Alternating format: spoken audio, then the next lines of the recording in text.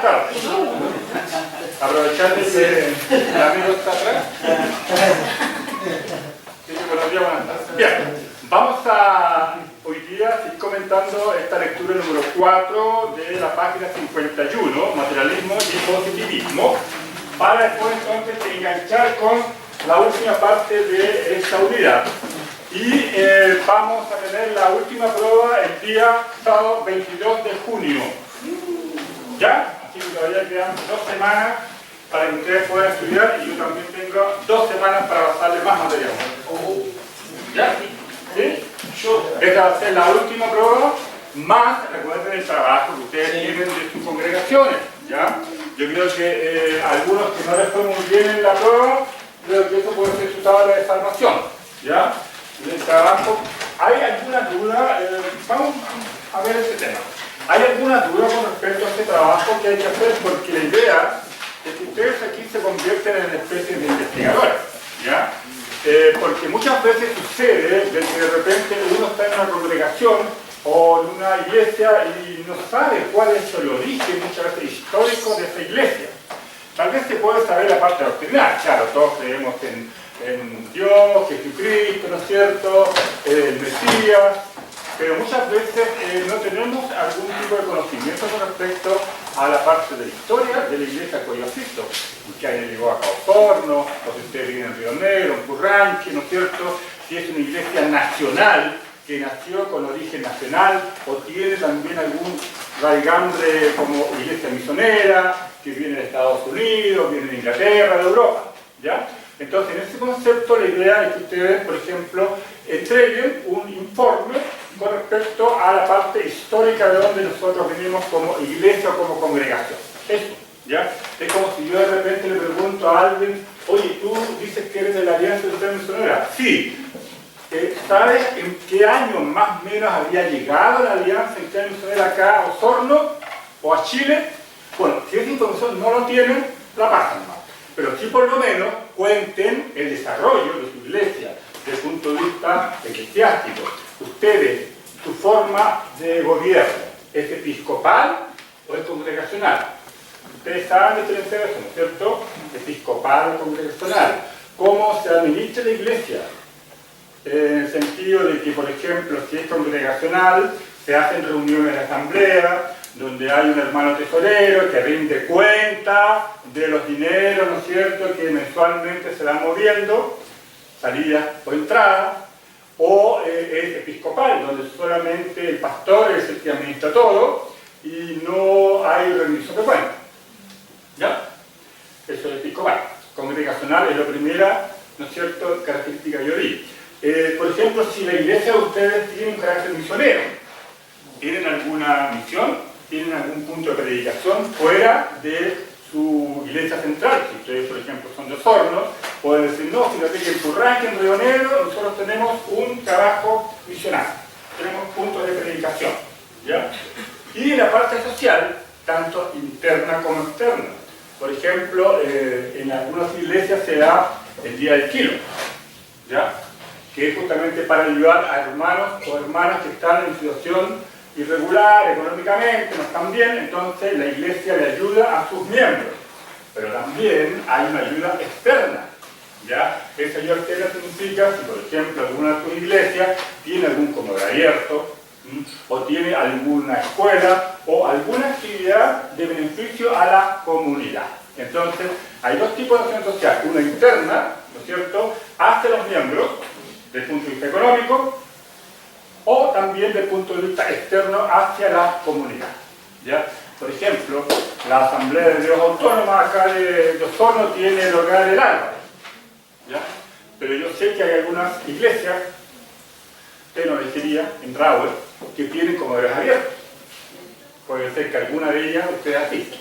Ahora, si no tiene nada de misiones y nada de la parte social, no van a colocar nada ahí, obviamente.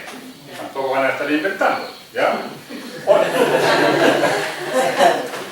Ya, entonces el tema está que si no, ahí ustedes trabajen más la parte de qué es lo que ustedes doctrinalmente siguen en cuanto al concepto bíblico, ¿ya?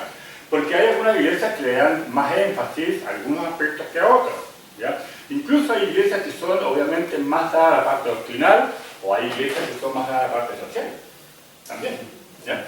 Entonces, esas características de ustedes, es como si yo les pregunto a cada uno de ustedes, oye, ¿qué es tu iglesia? Dame una característica, dame una presentación de tu iglesia. Desde el punto de vista doctrinal, la parte social y la parte misional. Y eso ustedes lo plasman en el trabajo. ¿Ya? ¿Está claro? ¿Sí? ¿Profesor, el trabajo se entrega en forma física o digital? Física. Física. Ahora, si alguien quiere entregarme de forma digital, lo puede hacer también.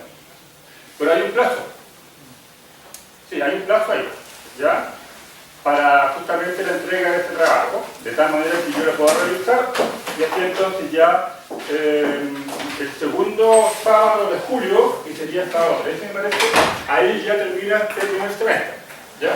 Así que ahí ya hay que tener todos los trabajos, todas las pruebas realizadas y las notas colocadas en libro, en el caso de los profesores, ¿ya? Así que eso es el tema del trabajo. No sé si hay alguna consulta, alguna duda, queja, reclamo, sugerencia. Como igual había mencionado, no sé si parte del trabajo de fortalezas y debilidades de mi congregación era parte del trabajo, pero yo no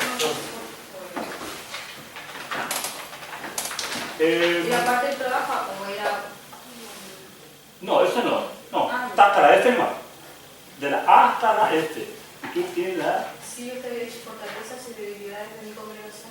Como mencionadas también dentro del trabajo. Ah, ya, claro, eso fue una pregunta que me hizo una vez un alumno. Sí, eso queda como optativo. Tal vez es un comentario tuyo que puedas hacerle a tu congregación. Mira, yo creo que en esto estamos fortaleciéndonos bastante, como un comentario, ¿ya? Pero creo que nos falta un poco la parte doctrinal, creo que nos falta el trabajo más de educación, o creo que nos falta más el trabajo misional. Eso obviamente queda como optativo, pero como comentario tuyo, en cuanto a cuáles son mis fortalezas y mis debilidades que yo veo en mi congregación. ¿Ya? Con un comentario para cerrar en cierta manera el trabajo. ¿Ya? ¿Alguna otra consulta? ¿No? ¿Estamos bien? ¿Sí? Correcto. Ya.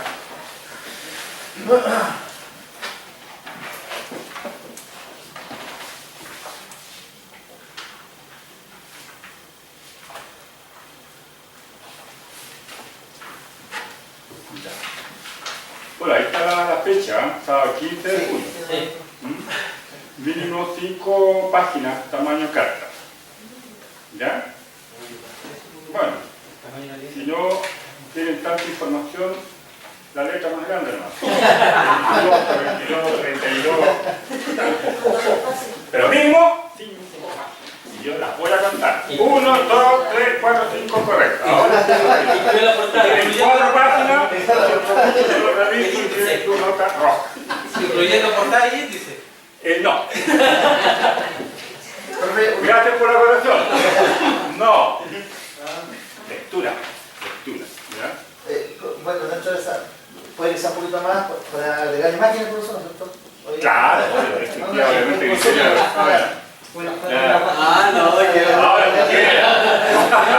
Ahora, si quieres hablar de la historia de la Iglesia Evangélica Universal como introducción, lo puede hacer también, sin problema. Ahí ustedes van más o menos viendo cómo van trabajando el tema, ¿ya? Es un tema como libre, pero el objetivo central es justamente la iglesia o congregación de cada uno de ustedes. Y gracias por la corrección. Obviamente no se incluye, por supuesto, la portada, por una cosa de ética y moral. Sí, porque si no también sería una... Ustedes le pueden colocar bibliografía también. Tercera hoja, ¿ya? Agradecimiento. Cuarta hoja. Sería una hoja. Entonces, conociendo a mis queridos compatriotas, entonces es lectura, 5 hojas de lectura, absolutamente, ya, del contenido, ¿ya? Muy bien. Pero le doy la posibilidad que haga la letra un poquito más grande, hasta 18.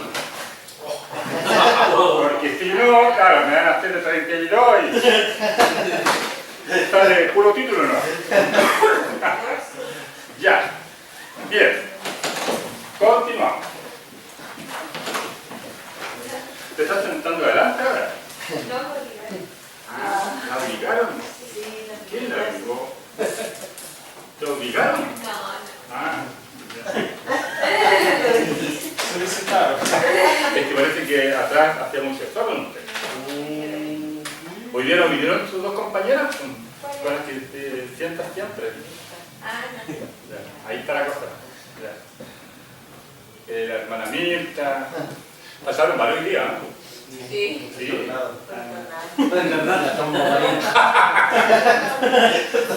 Posiblemente anunciaron un tornado para los jóvenes, por eso era buena excusa.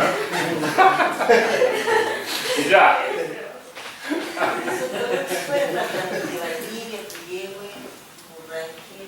Así es. Ya me voy.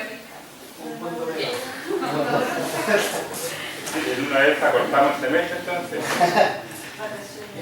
Tendremos el semestre, entonces. Entonces el trabajo me lo tienen que presentar este lunes, entonces, ¿ya? Se cambia la fecha, este lunes, por favor, por el tema de la persona. Ya, bien. Estamos hablando de este concepto del materialismo y positivismo, que va a tener como una consecuencia de mucho impacto, porque esto va a crear una línea de pensamiento ateo y agnóstico. Debido a, justamente, ustedes saben que se dio hace muchos siglos atrás en Francia la llamada Revolución Francesa, que fue una revolución donde sectores de la intelectualidad francesa y el pueblo ya se fueron en contra de la monarquía francesa de la época, justamente por un tema que siempre es muy repetitivo y siempre es muy permanente.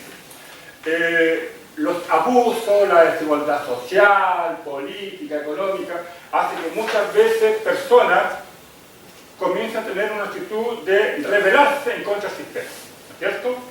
Bien, Francia está en una situación tremendamente catastrófica en lo económico, en donde prácticamente el rey y su séquito y la aristocracia eran los que tenían los mejores beneficios, vivían en forma muy opulenta, realmente una cosa de lujos que no se condescendía con lo que estaba pasando con Francia desde el punto de vista económico. Un pueblo prácticamente sumido en la ignorancia, en la pobreza total, y por otro lado, obviamente, el rey con la aristocracia, con todos los privilegios propios de la época. Entonces, eso significó que el pueblo, intelectuales, que ya habían, empezaron a rebelarse en contra del sistema de injusticia. Y así entonces se produce la llamada Revolución Francesa. ¿Ya? Aquí hay un hecho importante. Fíjense que en la mayoría de las revoluciones que han habido a nivel mundial, porque no es la única, han habido muchas, siempre aparece el ente pensante, esos intelectuales, esos estudiosos, como ustedes, que de repente por estudiar, por leer, por estar mejor preparado, empiezan a pensar.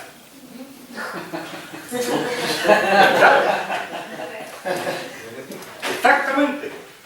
Empiezan a pensar. ¿Pero por qué piensan? Porque, obviamente, tienen información, porque leen, porque estudian. No son tipos ignorantes. Entonces, muchos de las revoluciones que se han dado a nivel mundial ha sido producto de esos personajes, hombres y mujeres pensantes, los llamados estos intelectuales, que empiezan a pensar, a ver que hoy no, si no estamos bien, pues, estamos mal. Entonces muchas veces estos mismos intelectuales se logran hacer como alianza con sectores más bajos, el pueblo, sumido en la pobreza y la ignorancia, y empiezan a provocar estas revoluciones. ¿Ya? Eso ha sido prácticamente como un hecho permanente, ¿ya? De una u otra manera. Y la Revolución Francesa es claramente eso, ¿ya? Porque había un sector de personas que habían accedido a algunos cargos administrativos dentro de esta gran realeza, ¿ya? Pero que de una u otra manera ellos veían de que aunque no eran de aristocracia y más se sentían identificados con las clases bajas, ellos veían de que realmente Francia estaba pasando por una situación tremendamente de injusticia, ¿ya? A ellos les chocaba ese extremado lujo que tenían los reyes franceses, su familia y la aristocracia. básicamente ellos no pagaban impuestos. ¿Quiénes pagaban impuestos? Era el pueblo. Ellos no pagaban nada de impuestos. Entonces también era injusto. Es como que ahora en Chile pasara lo mismo. Bueno, en parte algo pasa también. El pueblo, ¿no es cierto?, la clase media, es la que paga impuestos, ¿ya? Y los ricos no pagan impuestos. Una cosa así, ¿ya? Claramente que eso sería una injusticia, porque quien más gana, quien más tiene, más impuestos tiene que pagar, ¿no es cierto? Y en Francia eso era al revés. Los pobres tenían que sustentar y financiar a los ricos.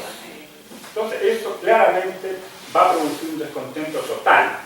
Y todo este concepto que yo le estoy diciendo empieza a aparecer en estos intelectuales, en estos hombres que pensaban, que tenían información, que habían tenido un poco de acceso a la educación, porque en Francia también era limitado. Que se podían educar era la gente pudiente. Los pobres vivían en la ignorancia, no sabían ni leer ni escribir. Bueno, acá en Chile, cuando se inicia el proceso de independencia nacional, más del 80% de la población era ignorante. Ahora, ¿qué pasa en Francia? La aristocracia, la monarquía, aprovechándose de todos los privilegios que tenía. Y sustentada desde el punto de vista religioso, espiritual, por la Iglesia católica, apostólica y romana. Es decir, esta iglesia avalaba este sistema que se estaba viviendo en Francia. Entonces, cuando se produce la Revolución Francesa y el pueblo estalla, ¿no es cierto?, en una rebeldía, entonces quiere hacer desaparecer a los monarcas, a la aristocracia y a la Iglesia católica, apostólica y romana. Entonces, ¿cuál va a ser el efecto que esto va a provocar? Que la gente decía, estas tres instancias es una sola cosa, ¿no es cierto? Ellos son los que nos tienen a nosotros oprimidos, ¿ya? La Iglesia católica, apostólica, romana habla de un Dios, pero mira la justicia que se encuentra Francia. Nosotros no tenemos acceso a lo que realmente los ricos tienen. El rey francés eran católicos romanos, la aristocracia católica romana, y la misa, ya, a cada rato se estaban presionando, y la Iglesia católica, por supuesto, ¿no es cierto?, avalando todo eso. Entonces, cuando estalla la Revolución Francesa, la gente se va a rebelar en contra de un sistema monárquico y en contra de un sistema religioso. Y la gente entonces mete en un solo saco todo. A Dios, al monarca, a la iglesia, a la monarquía. Ahora, si nosotros lo vemos desde el punto de vista humano, es lógico pensar así, ¿no es cierto? Es lógico pensar así.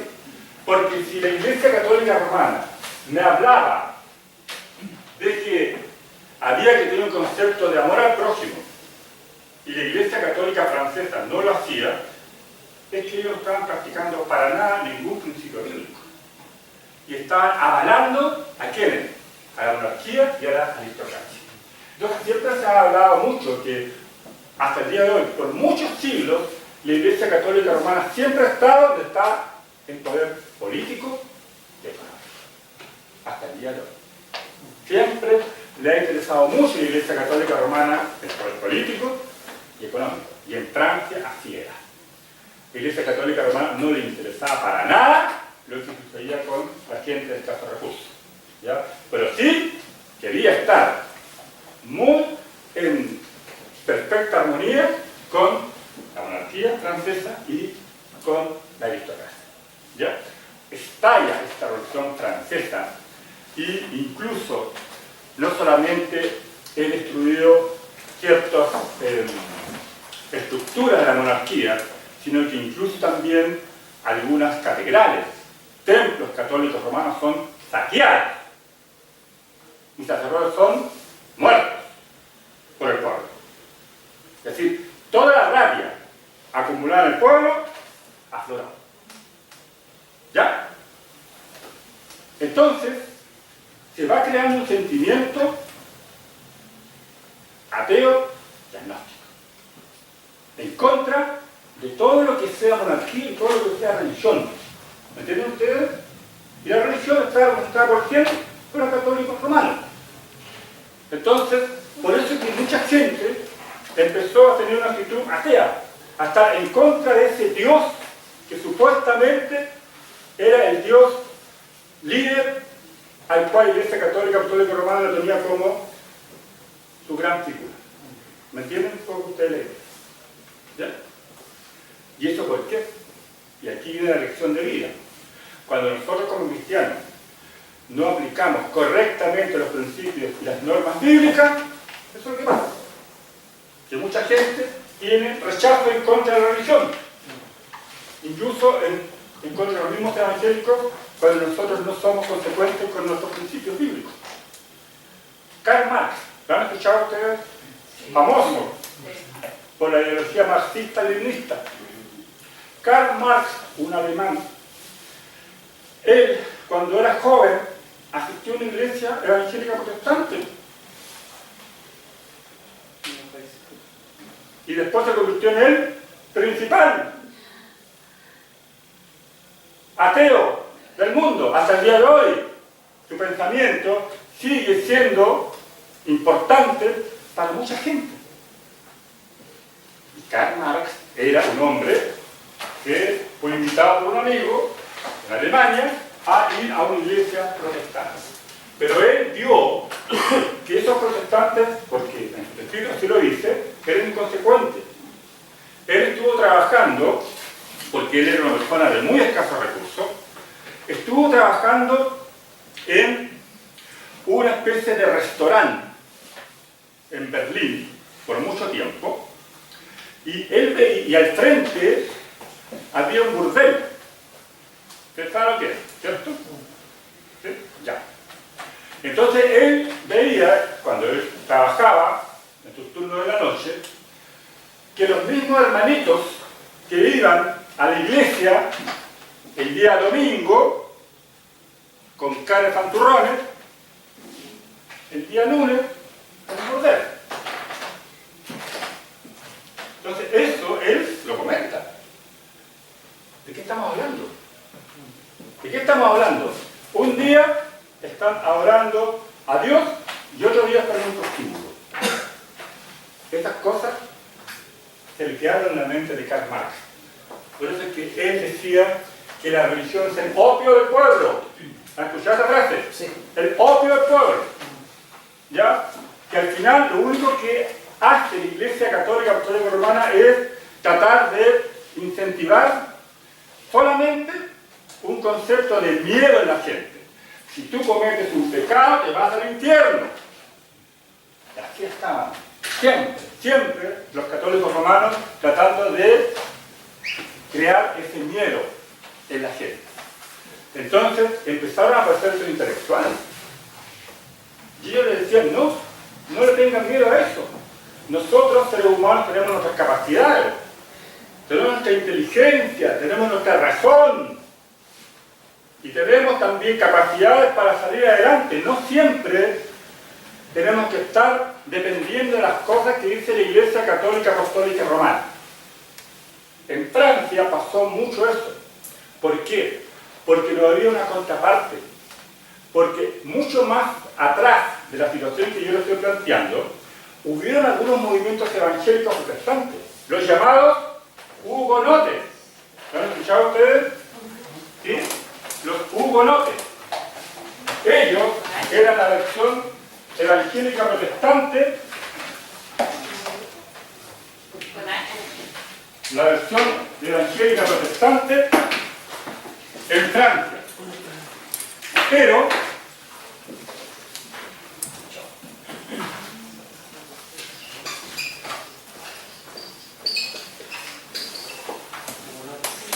lamentablemente la aristocracia y la Iglesia Católica Apostólica Romana arrasaron.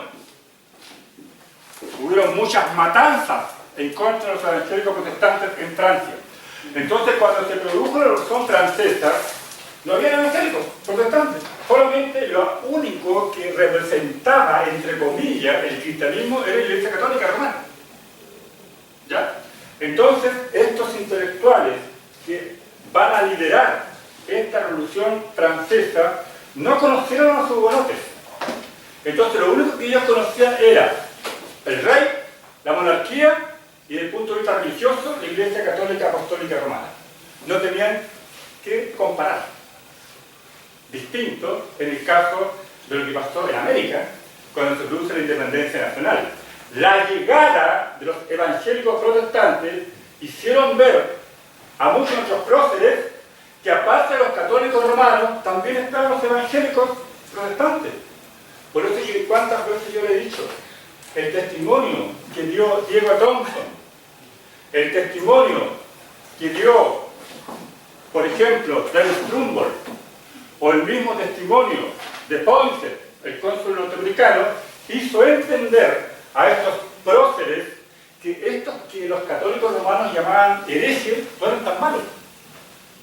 Eran gente buena, era gente que podía también servir a América para llegar a un progreso y desarrollo cultural y también incluso moral. Entonces los próceres de la patria, de distintos países, Chile, Perú, Bolivia, como por ejemplo Sucre, Artigas, O'Higgins, San Martín y muchos otros más, Bolívar, conocieron a estos evangélicos protestantes y se dieron cuenta de que la religión, el cristianismo, no solamente eran los católicos romanos, sino que también había evangélicos protestantes. Y ahí ellos pudieron sopesar. Imagínense lo que hicieron los próceres de la patria. Bolívar, Sucre, Artigas, San Martín, Bernardo Higgins. ¿Qué hicieron con los evangélicos protestantes? ¿Los rechazaron? No los rechazaron porque vieron que era gente buena, gente que era consecuente. ¿Qué hicieron? Dentro de lo posible, les crearon espacios para que ellos también pudieran ejercer su fe evangélica, incluso su trabajo como tal. Diego Thompson tuvo todas las garantías durante el gobierno de Bernardo Higgins. ¿Para qué? Para establecer un sistema castellano, al cual el texto central era la Biblia. Poinsett, amigo personal y espiritual de José Miguel Carrera. David Trumbull, también un hombre que tuvo la posibilidad, gracias a algunos liberales y algunos radicales, de tener también su espacio en Chile. Y eso fue lo que nos pasó con la Revolución Francesa, porque ya no habían evangélicos, y los que habían sido exterminados o habían sido expulsados de Francia. Entonces la única expresión religiosa cristiana era la católica, apostólica y romana. ¿Ya? ¿Entienden el concepto? Entonces, esta gente en Francia se rebeló contra todo lo establecido. Se rebeló contra el rey, contra la aristocracia y contra Dios. ¿Suena lógico? ¿Suena lógico lo que yo estoy diciendo? Coloquémoslo en la perspectiva de una persona secular. ¿Suena lógico? Claro. Si a mí me están hablando del amor al prójimo, que de la Biblia, de los conceptos católicos romanos, pero que ellos nada hacían por el pueblo, entonces al final la gente lo encontraba una farsa, una mentira. Por eso la gente en Francia, muchos se rebelaron. Por eso que quemaron templos católicos y mataron y masacraron a curas, sacerdotes católicos, romanos. La rabia que tenía la gente. ¿Entiendes? Por eso es que este tipo de revoluciones muchas veces, claro, ha logrado liberar a la gente, pero lo que preocupa es que uno no sabe qué consecuencias puede traer esto. Claro, la gente se revela en contra de la injusticia, y eso hace que muchas veces se llegue a cometer actos que no deberían ser. Ya, está bien, la Iglesia Católica Romana en Francia estaba interesada en la parte económica, en la parte política, pero uno dice, claro, aquí es re fácil decirlo ya en el siglo XXI, ¿no? El hecho de que hayan matado a sacerdotes católicos romanos, ¿para qué? Uno dice, ¿no es cierto? Yo creo que ya como que se les pasó la mano, pero es que también hay que ubicarse en el contexto, ¿ah? En el contexto de ese tiempo, donde la gente tenía tanta rabia, que todo lo que sea algo en contra a los intereses que ellos tenían como pueblo, estaba malo y era negativo. ¿Ya? Entonces, empiezan a surgir unas corrientes muy potentes dentro de los intelectuales de Europa y de Estados Unidos con respecto al tema del ateísmo y al concepto agnóstico. Decían, ver para creer. Si yo quiero creer en algo es porque yo lo voy a demostrar. Entonces, así fue creando de lado que es la metafísica, la parte de la fe, la parte de esos sueños, esas visiones. No, correcto, ya. Está bien que usted tenga una visión, pero por favor me lo tiene que comprobar. Y ahí aparece el concepto de los métodos científicos. Los métodos científicos todos tienen que pasar por una comprobación para que se convierta en una hipótesis y después en una teoría, lo que conversábamos en la clase pasada. Entonces, esas corrientes positivistas, específicamente, que usaban el método científico para solucionar cualquier cosa, ¿ya? Entonces empezaron a entrar fuertemente en la clase intelectual chilena también, porque les gustó la idea, porque también así se rebelaban en contra de los patrones coloniales que habían sustentado este país durante tantos siglos. Y comienza fuertemente a entrar en sectores liberales, sectores también de radicales, y aquí empiezan también a aparecer fuertemente las logias masónicas, que son influenciadas por ese pensamiento que venía de Francia. Sin embargo, aquí hay un tema bastante interesante de tocar, porque los evangélicos protestantes van a hacer una alianza verbal, no firmada, una alianza con liberales, radicales, artesanos y las logias masónicas. Más los evangélicos, 5, tenían un común denominador.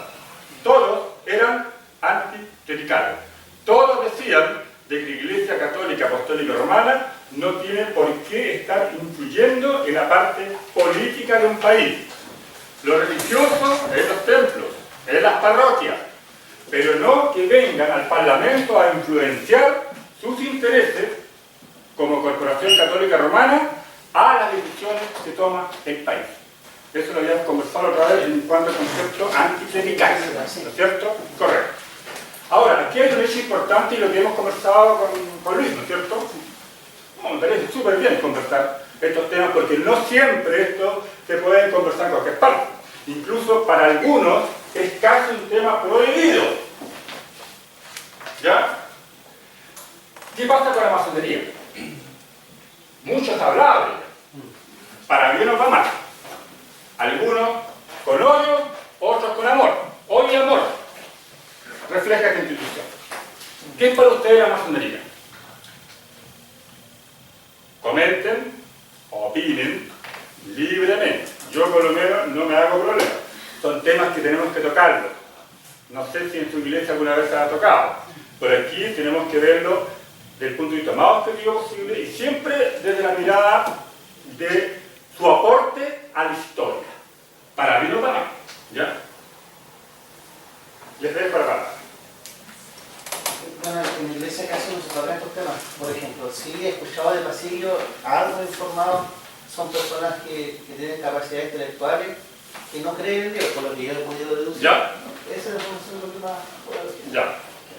Bueno, ¿Correcto? yo he escuchado que por general son los que están en lo de alto rango, especialmente, no puede ingresar cualquier persona ¿Ya? a ese círculo, sino que tiene que ser a veces de familia, a veces por lo general político, y ellos por lo general, su Dios de ellos es el dinero. ¿Ya? Por lo que yo algo he ¿Ya? escuchado. ¿Ya? No sé si será así. ¿Ya? Ajá. Yo una vez entré a un centro masón, ¿Ya? pero de ahí que salí no. Ya. Pero entré porque entré a buscar algo. ¿Ya? Hay que buscarte. Pero estábamos así ese fin de semana. ¿Ya?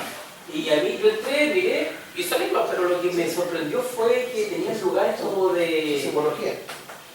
Claro, porque muchos, me acuerdo que una vez dijo, no, si tú eres un templo masón, hay una orden de Jesucristo, ¿cómo te dirás? No, Ya. Sí, me sorprendió el piso como era como tablero de ajedrez. Ya, correcto. Sí, Ya. eso me sorprendió. Y los lugares que tenían que vivir, algunos lugares que tenían hablemos de jerarquía. Ya, Sí, correcto. eso sí. Ajá. Ya. Tome lo que tiene que ser. Ya. Eso fue lo único que... Pero sí, lo que me llamó la atención que eran lo que la jerarquía tenían, los nombres eran como llevaban títulos, hablemos de fuera, la vida secular. Ya, correcto. Ya. Ajá.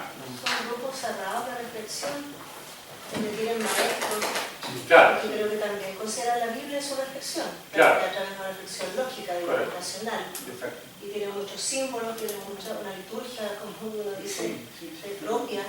Y claro, y son invitadas las personas a que asisten ahí. Claro, exactamente. Creo que ahora actualmente también hay una masonería de mujeres, bueno, en Europa creo que hay de mujeres. Sí. No sé si en Chile, pero ellos también realizan obra social igual, Ya. y hay algunas acciones aquí en Osorno que son parte de ellos. Correcto. Tienen un asilo, digamos, una casa de acogida para personas Ya. de la tercera edad. Diana Rock, que era también una corporación, una ayuda, como una agrupación de ayuda Ya. para madres y niños pequeños. Correcto. Que ellos daban dinero a los bomberos o algo así. Sí, sí, eso también lo vamos a tratar de tocar en el sí, De hay algo de los bomberos. Una de estas organizaciones, ahora en cierta medida, con el profesor Valencia en el año 1850 llegó formalmente acá al Paraíso y Claro. necesitaron Sí. igual formalmente acá integrarse. Y ellos están constituidos quizás actualmente, antes era oculto, más o menos después de los 80 por ahí parece que ya pasaron a ser más discretos.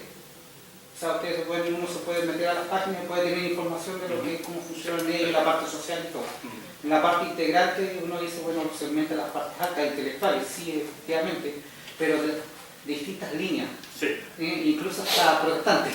Sí. ¿Me entiendes? Le doy un ejemplo, en el año 73 ocupó la máxima distinción un doctor presbiteriano, apellido González, no me acuerdo. González, sí. Claro, y dentro de Estados Unidos igual hay muchas, Claro. dentro de las denominaciones muchos protestantes igual que pertenecen, que tienen un fe social, pero está toda la mezcla.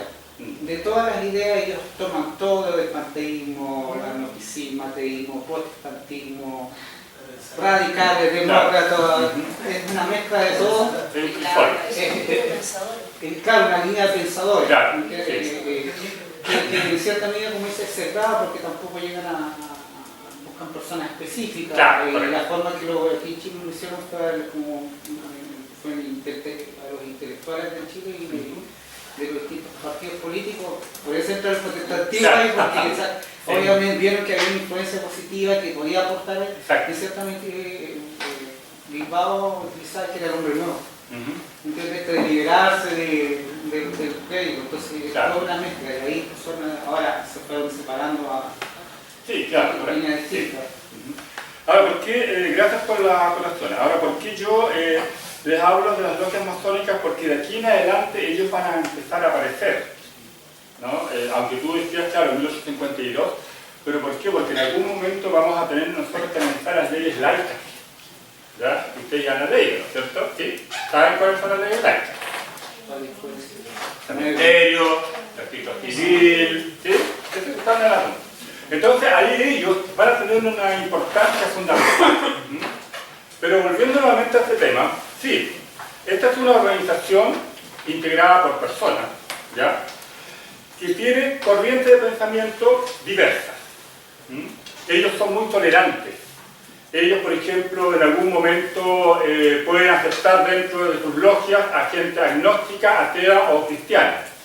Lo que ellos hacen más un trabajo de pensamiento, ¿ya?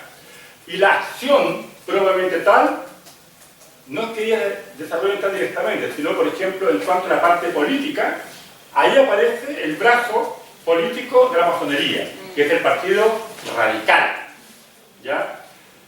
Hasta algún tiempo atrás, la mayoría de los diputados y senadores de ese partido eran todos masones, ¿ya? Pero la idea que que ellos tenían de la defensa de la libertad, la democracia, el sistema republicano, ellos lo adoptaban en sus reuniones que tenían de pensamiento, en las logias. Y después ellos lo colocaban en práctica en terreno, digamos, en el mundo secular. Ahora, de la masonería se puede hablar mucho. Ustedes entran en internet, coloquen la palabra masonería, pueden estar pero horas, días, semanas, meses. Sí. ¿Ya? Así que cuando se habla que son secretos, no es tan secreto ya, porque ya muchas cosas se saben. Ahora, lo que ha sucedido es que dentro del mundo evangélico protestante hay sectores que los rechazan, ¿ya? Y ese rechazo, en cierta manera, se debe por lo siguiente. Porque dentro de la masonería hay varias tendencias, como ya se ha dicho. Hay una tendencia francesa, que viene de la Revolución Francesa. Masones, ateos, agnósticos, ¿ya? Que llegó aquí a Chile también. Pero hay otra corriente, que es la corriente inglesa. Y esta corriente inglesa tiene conceptos de tolerancia en cuanto al punto de vista cristiano. Y es por eso que en esa línea es que entraron muchos pastores y misioneros evangélicos protestantes.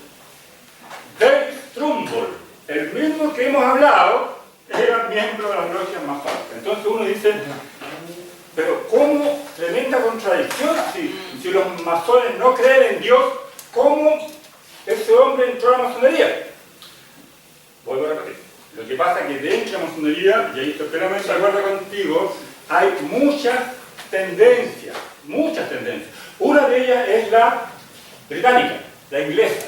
Y ahí es donde justamente entran una serie de pastores y misioneros, en ese tiempo, siglo XIX, para también de ahí tomar más fuerza para lograr el objetivo final, que era convertir al Estado de Chile en un Estado secular.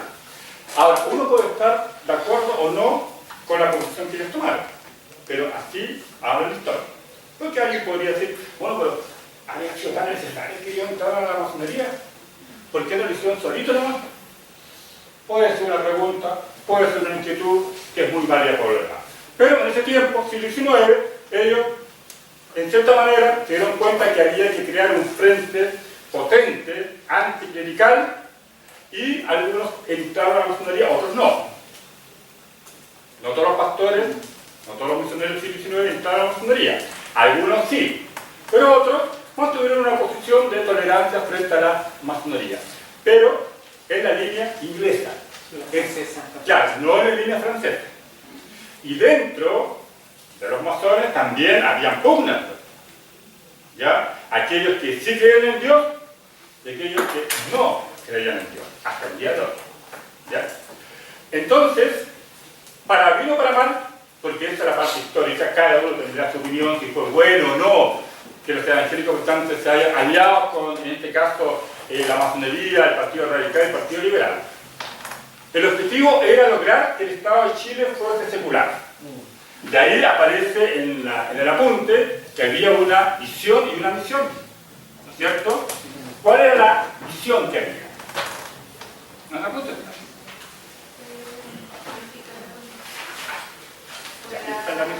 La visión, ya, correcto, y la misión era cambiar la Constitución. Ustedes saben que la misión es lo que yo quiero hacer, ¿cierto? Ya.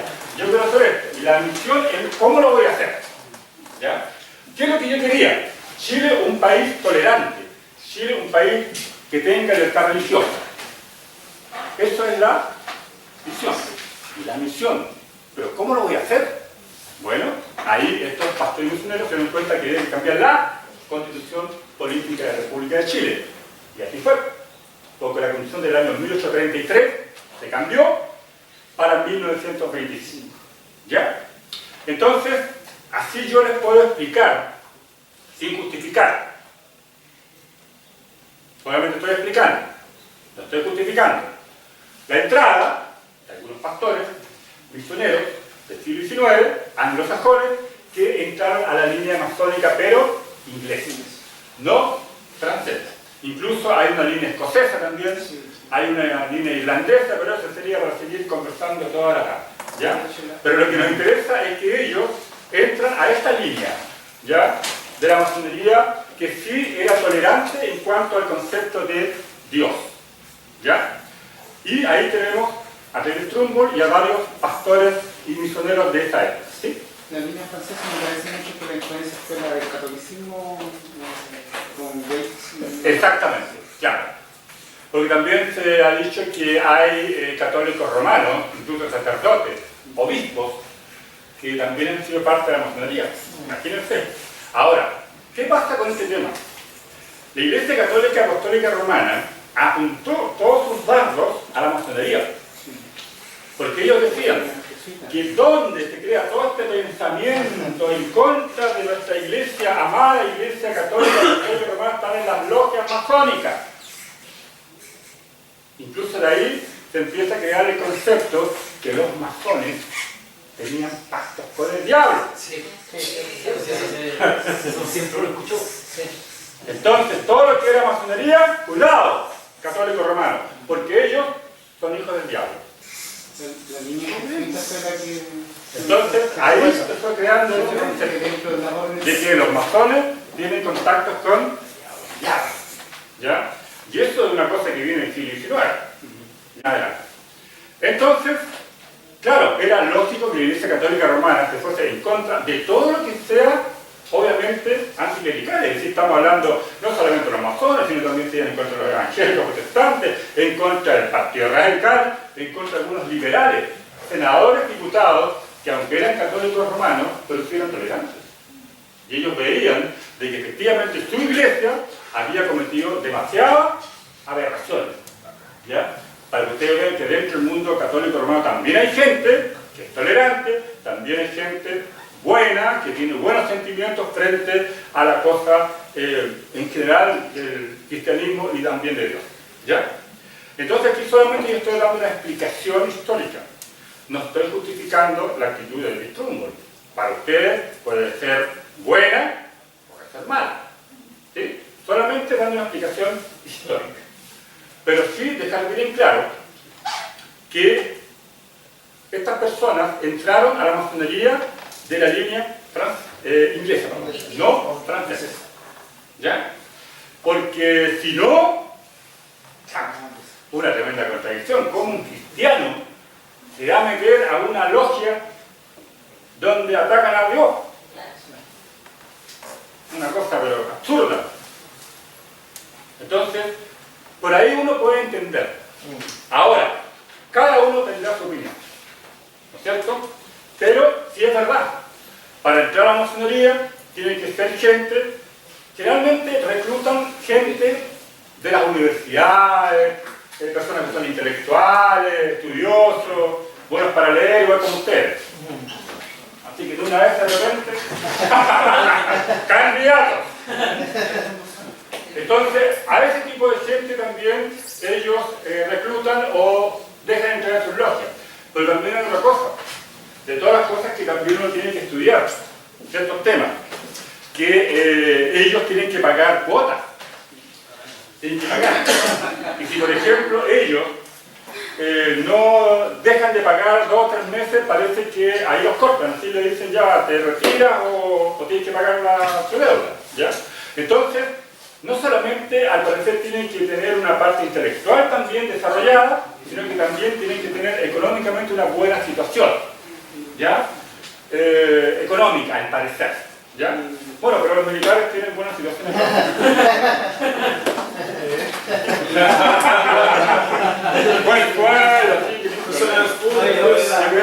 Toda la cosa.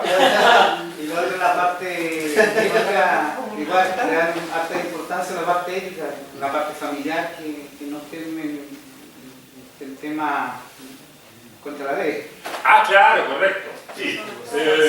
A ver, claro, lo que pasa es que ahí ellos obviamente también tienen como objetivo crear hombres que sean aporte positivo a la humanidad, pero de la perspectiva humanista.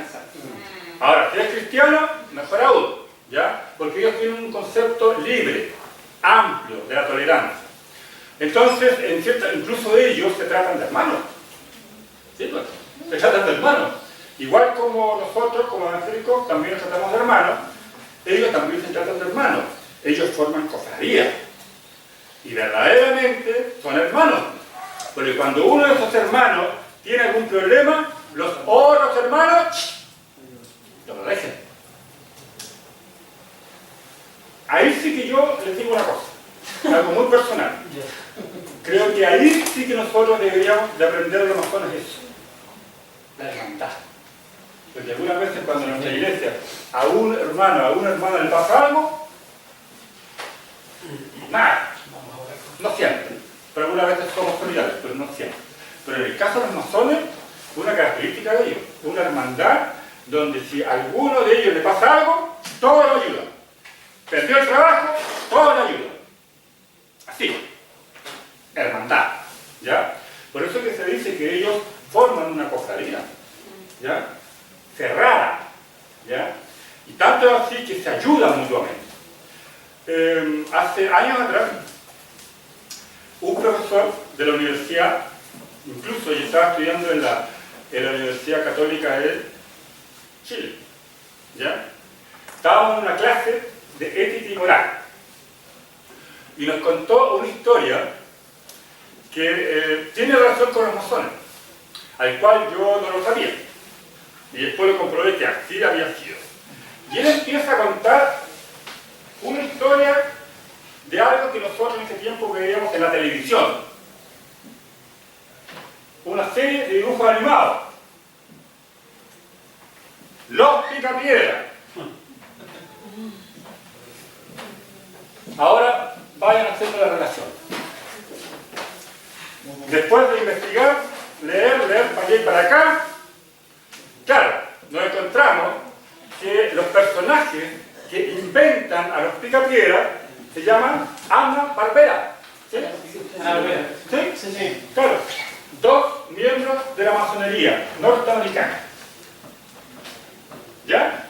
Y los Picapiedras se les llamaba así a los masones porque ellos empiezan construyendo en Europa, por ahí por el siglo XV, siglo XVI, catedrales. Ellos eran artesanos, ellos eran personas albañiles que se dedicaban a la construcción, ¿ya? Y ahí ellos empiezan a formar esas famosas logias, construyendo templos, catedrales. Entonces, en Alemania se les apodaba como los picapiedras, esos que picaban la piedra para después empezar a construir el templo. Entonces, estos dos masones crearon esa figura de dibujos animados que se llaman los picapiedras, ¿ya? Donde tenemos dos personajes, Pedro Picapiedra y Pablo Mármol. Y cuando uno empieza a hacer la relación a partir de la historia que me contó este profe,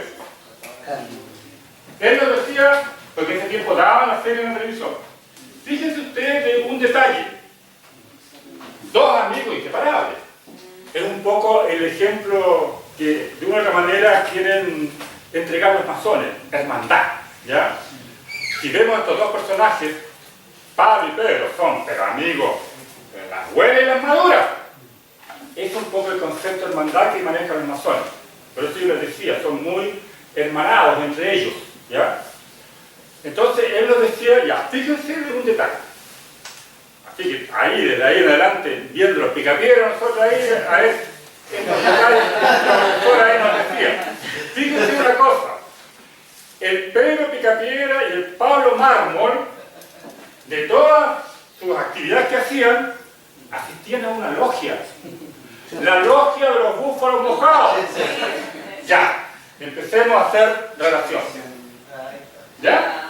Entonces, exactamente. ¿Ya? Y de ahí entonces se da esta relación a través de estos dibujos animados con el concepto de masonería. ¿Ya? Bueno, después de haber descubierto esto, entre nosotros que no sabíamos, pero siempre se lo dijo, hubo opiniones dispares porque una compañera que era fanática de ver los Picapiedra, cuando supo que detrás de eso estaban los masones, nunca más vio Picapiedra, porque era católica romana. Otros siguieron viendo Picapiedra, otros no, ¿ya? Se produjo una división ahí, ¿ya? Porque se supo algunos que, claro, esta cuestión es solamente puro simbolismo masónico. Entonces, para que ustedes más o menos se den cuenta que, de mucha manera, este concepto de hermandad ellos lo manejan, pero siempre con mucha fuerza, ¿ya? Son muy hermanos entre ellos.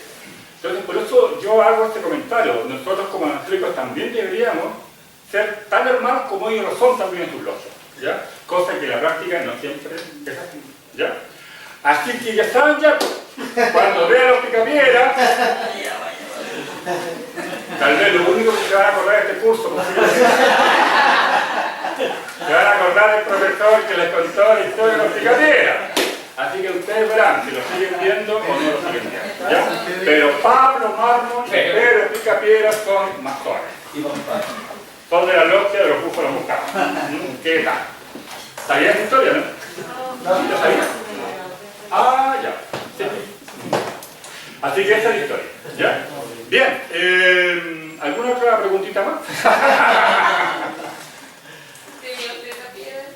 ¿Ah? No sé, ahora ya no lo dan ya. No, neutro.